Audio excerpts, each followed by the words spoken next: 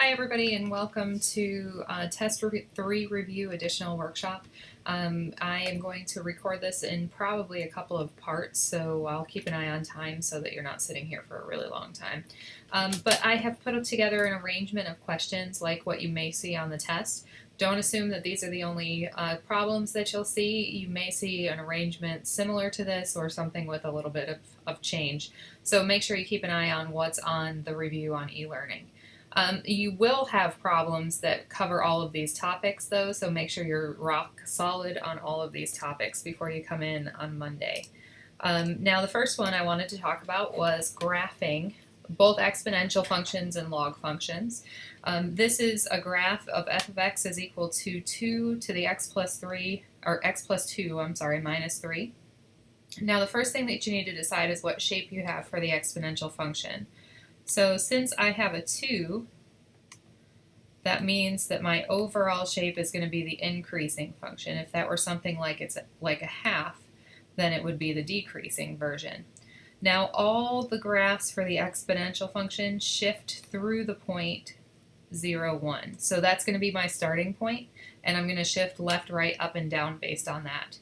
So remember when you are shifting, if you have something in with the x, so x plus 2 here, that particular part goes in the opposite direction of the sign, and it's a left-right shift. So this part here that I've drawn an arrow to is going to make me shift to the left 2 units. So I'm going to go to the left 2 units. And then the minus 3 goes in the same direction of the sign, so I'm going to go down 3. So I'm starting at the point 0, 1, I'm going to the left 2, down 3, and my new point, or my new reference point, is the point negative 2, negative 2. So that's my point. Now I also need to draw in, or I should draw in, my horizontal asymptote line. Horizontal asymptote line started at the line y is equal to 0. And now we're moving it down 3 units, so we have y is equal to negative 3 for our horizontal asymptote.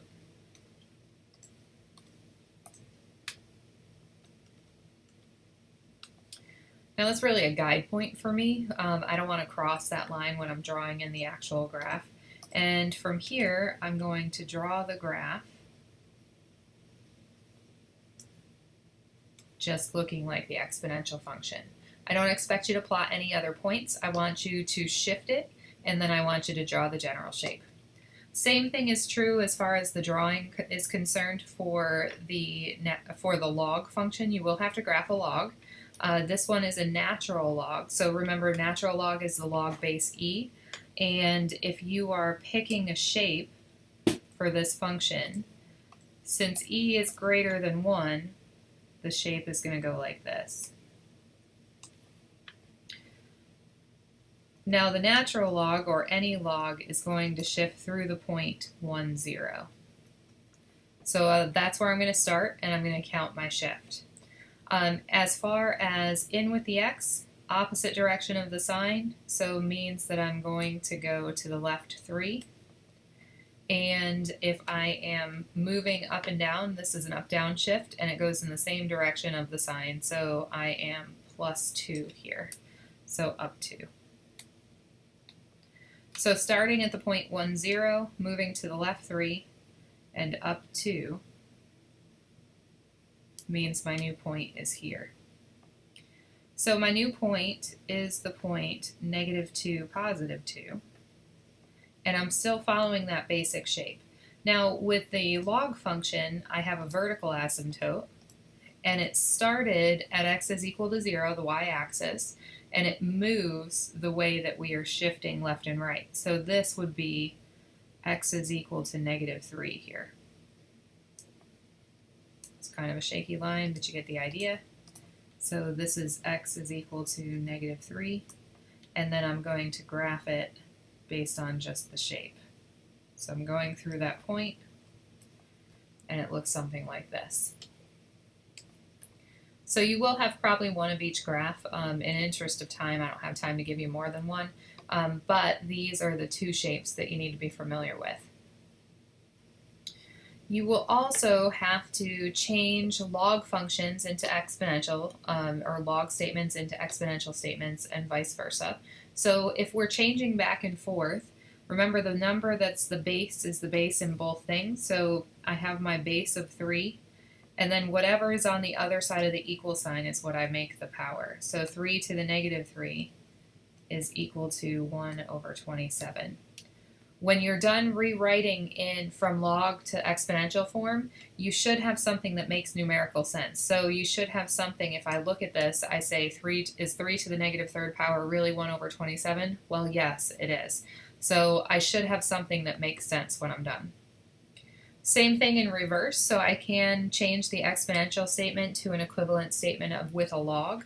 Now the first thing I write is log, and then whatever is the base in the exponential function always is the base as well. So I have log base e, and what comes next is what's on the other side of the equal sign. Log base e of 2x is equal to 4. And anytime I come up with the log base e, that's the natural log. So I have the natural log of 2x is equal to 4 here.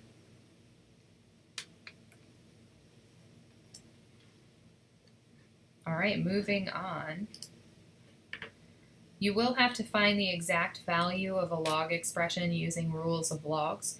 So make sure you give me some steps in this. And the first thing I notice here is that I have subtraction in between there. And in logs, when we're dealing with subtraction, we can turn it into division. So this is log base 3 of 324 divided by 4. 32 divided by 4 is 8, 4 and 4 is 1, so that's log base 3 of 81. Anytime you have a log with a base and your argument, if your argument is a power of your base, you can simplify it further. So 81 is a power of 3. It's 3 to the 4th. So this is log base 3 of 3 to the 4th. And I can move that 4 out to the front. So 4 log base 3 of 3.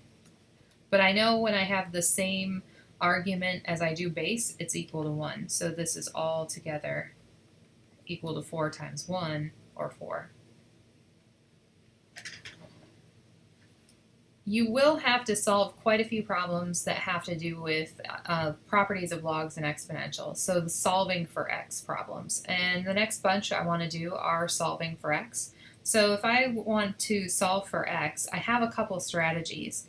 The first one strategy is if I can make the same base or the same log on both sides of my equal sign.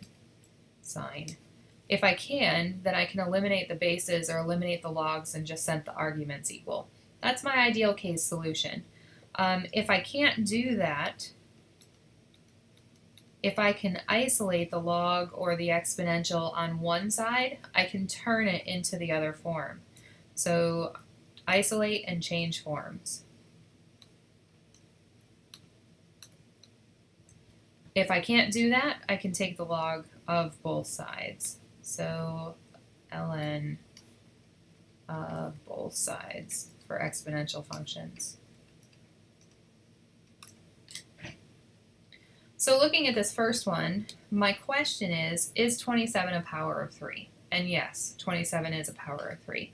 So I have to use rules of exponents in some way to express the 27 as a 3 to a power. Now I know that 27 is 3 to the third, so if I write this over as 1 over 3 to the third, then I'm looking like a 3, except it's on the bottom of the fraction. So remember that when you want to bring something upstairs instead of leaving it downstairs, you can change the sign of your exponent and move it to the other side of the fraction.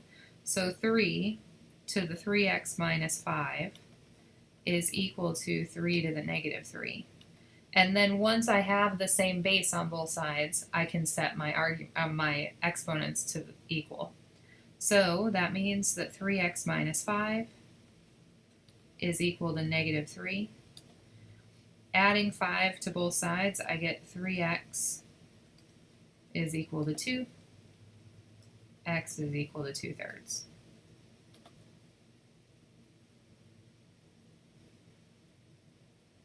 All right, looking at the next one, next two are moving through rules of logs. So condense the expression into a single logarithm and box your final answer. So when you're going to condense a log into a single log, or a statement of logs into a single log, the first thing that you want to do is move your powers, which are out in the front as multiples, up to the top. So I have log base 3 of y to the 1/3 power minus log base 3 of x to the 4th plus log base 3 of z cubed. My next step is to write one single log base 3. Now I usually write then a line, and then I determine what goes on the top and the bottom. Remember, things on the top are positive, so y to the 1/3, and x to the 4th is on the bottom since it's negative, and z cubed on the top. Now for aesthetic purposes, a parenthesis is nice, or a bracket. This also you could express as a cubed root. It's correct either way. I'm okay with either. So I could also express this as log base 3, and I have the cubed root of y times z cubed over x to the 4th. Equivalent solution. Either is fine. I did mention in class, if you can look at this and go right to this, you're good to go. You can rewrite it that way. Same thing is true here. This time we're going in the opposite direction. So we are going to take a log that's all put together and we're going to expand it into all of its pieces. So everywhere that I see multiplication or division is where I'm going to divide this thing up. So here I've got multiplication here, and I've got division here. So I'm going to end up with 3 pieces in my final answer. And if I break that, I've got log base 2 of x cubed first. Everything on the top is positive, everything on the bottom negative.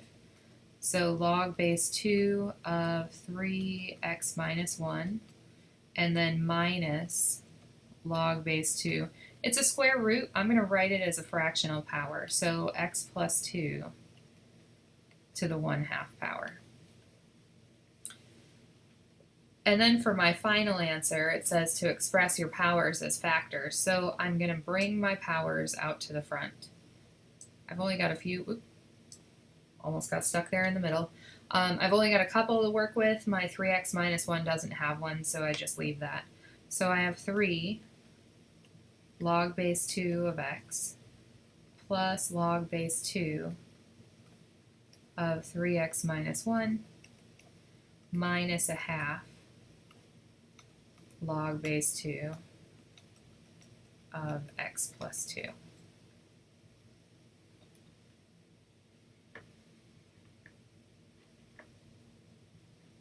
All right, I'm going to stop here for a minute, and I will continue on with the next page.